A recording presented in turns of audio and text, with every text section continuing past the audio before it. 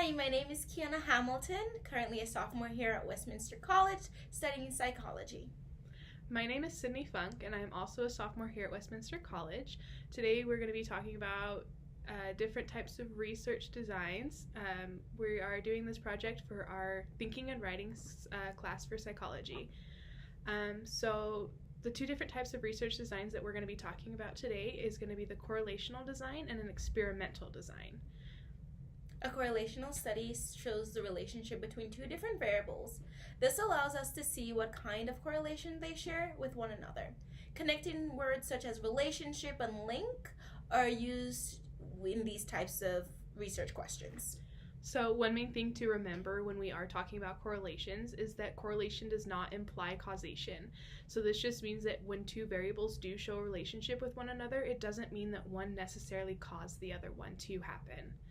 When doing a correlational experiment, we need to take into account that there are other variables that can interfere with the results. This is known as the third variable problem, which arises because both topics are related to a third variable. Yeah, so for example, when talking about the third variable problem, during the summertime, there's this correlation here that shows a positive correlation between ice cream sales and homicides. So the conclusion that would be taken away from this graph is that there's a positive correlation between ice cream sales and homicides. And the third variable that comes into play here would be weather. So the hot weather is a variable that would be taken into account that it would affect ice cream sales and possible increase in homicide activity. The other design mentioned is the experimental design, which typically runs in a lab setting. And this is where scientists work with dependent variable and independent variable to understand the effects of the variable that they're studying. When doing an experiment, it is important to have a control group because it allows the research to minimize the effect of the other variables that are not of interest to the study. Yes, so the independent variable is the variable that is manipulated by the researcher, and the dependent variable is the variable that does stay constant throughout the study. Many commonly known experiments involve drug testing.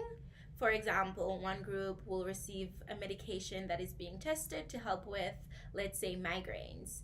The first group will receive the actual pill, and this is the independent variable, and then the second group will receive a placebo or sugar pill, which is the control group in the study.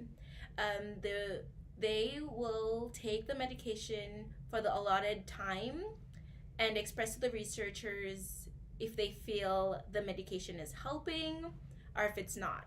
The dependent variable in the study would be the participants. So the researchers, they will manipulate the independent variable in order to see if there is a cause or that changes with the dependent variable. So just kind of a recap, our main points of this. Relational studies, they show a relationship between one variable to another. Correlation does not imply causation.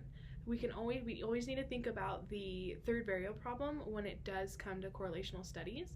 And when it comes to experiments, they will always have an independent and dependent variable within the study. Thanks for watching. Thank you.